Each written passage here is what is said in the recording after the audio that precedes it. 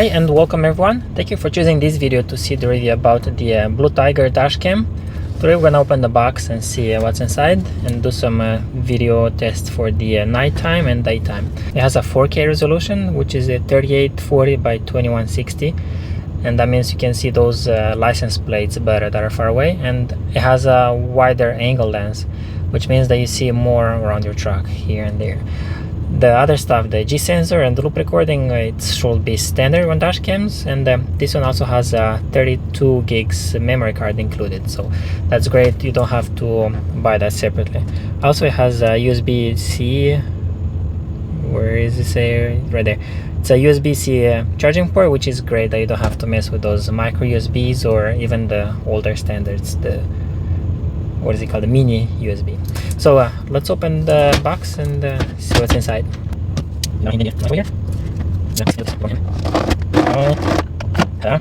We have very that's it. It's a very small camera.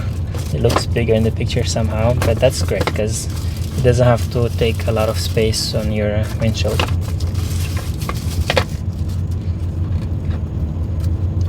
So that's it. It's interesting. It looks like an actual camera, like a older style mini cameras. It's very light, I must say, and we have the screen here and some buttons that we're gonna get into later. Let's see what else is inside the box.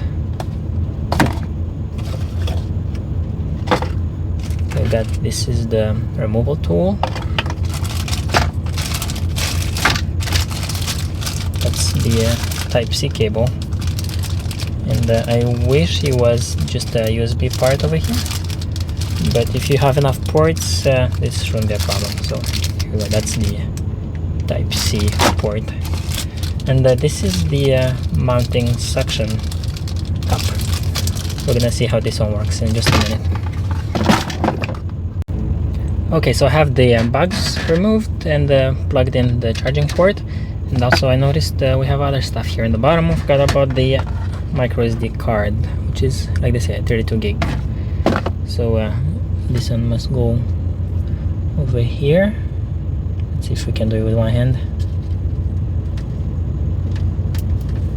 Okay, I clicked, and that must be the charging port.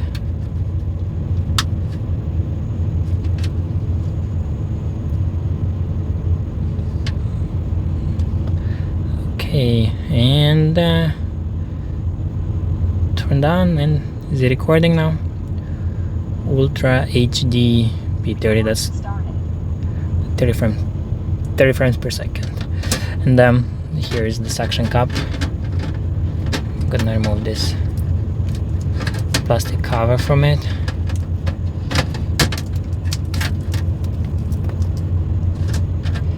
And let's see, we're gonna mount this one right next to my other camera. Wrong way, it has to be down. Something like this. And it has the twisting tab that, there you go, it clicked, so it's not gonna fall like your GPS would. And now the camera should go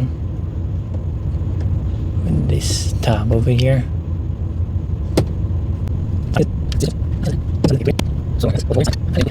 Yeah, so I was right, this thing does spin. It's just very hard to do with your finger, so I had to put the camera in there and spin it, and now it will just go in here.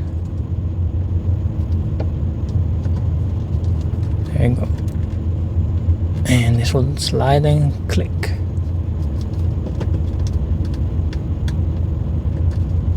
Maybe from the other side. That's a no. Okay, it's very confusing. It's probably because I'm trying this with one hand. Okay, two hands again. Alright, so we got this in with two hands again. One hand, it's not strong enough to slide it in there, but it did go, and it clicked fine.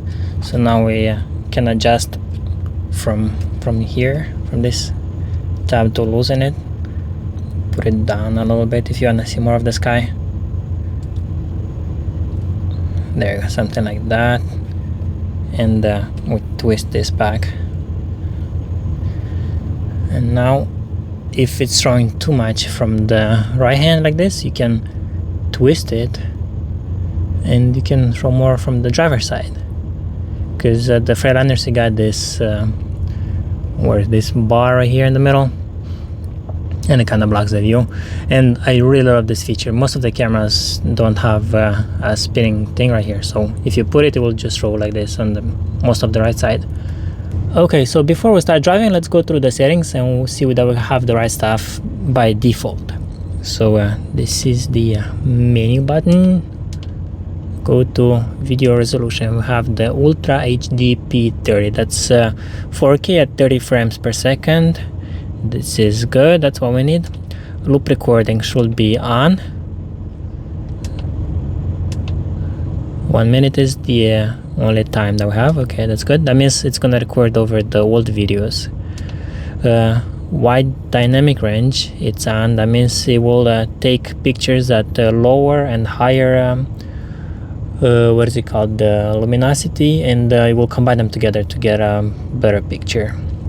Exposure, it takes lower and higher exposure. So this is the exposure in general. If you feel like your video is too bright, you go down in exposure, and if it's too dark, you go higher in exposure, but let's leave it at 0 for now.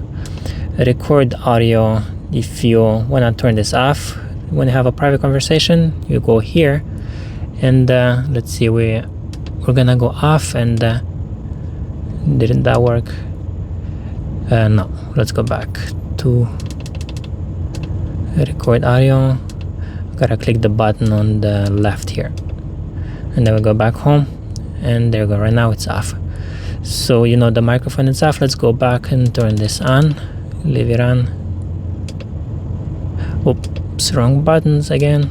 I gotta get used to the layout here. The one on the left. Image rotation, we don't need this because the camera sits right. The G sensor off. Oh, let's leave it on, so you will save the videos if it feels like it was hit. Time-lapse video, if you need to leave that in the parking lot, for example, but we don't need this right now. Date stamp, date is good. Let's go to the other settings. That's if you want to put your license plate, date and time, it's good. Auto LCD, that's what we need. I want this to be off in 10 seconds. Language is good. Time zone, we need to fix this because that was in the mountain time, so we need probably -5 to have it in central time. Beep sound, I turned that off already. Volume, it's good. Frequency should be 50 hertz. Yeah, 50 hertz, it's good. If you now format the SD card, default settings, and the version of the camera, so everything looks good now. We have right here, we have 4 hours left on the SD card because the card is new, but once it fills up, you'll do the turned off. You will do the loop recording, record over the old videos. So we have the speed here. This is the satellite, that means the GPS, it's on, and you will see the speed. And let's start the recording. Okay, and now it's recording. So we're gonna start with a few clips from the nighttime, and we can't see the license plate on this truck. It's just too far away and it's too dark. But you can see the road sign. Same thing with this truck, I'm not even sure he has a license plate. However, during the daytime it's a different story.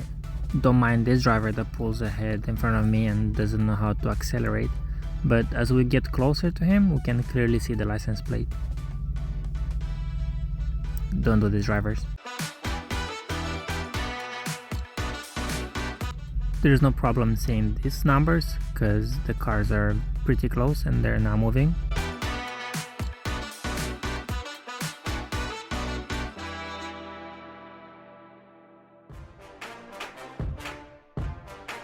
Same thing over here. Good job for this guy leaving extra space.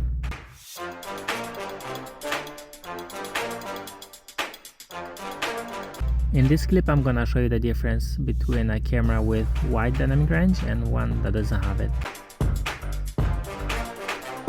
As we pull close to the car, we can clearly see the license plate even though we have direct sunlight.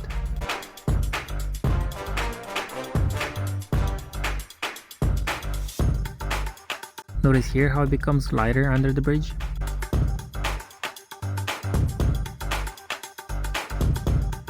And here's my other camera that doesn't have wide dynamic range. You can see the sun in front very clearly, but not much else. That's because the camera adjusts its exposure and sensitivity to the brightest part of the image, which is the sun, and everything else gets underexposed. And notice here under the bridge how it doesn't get so bright.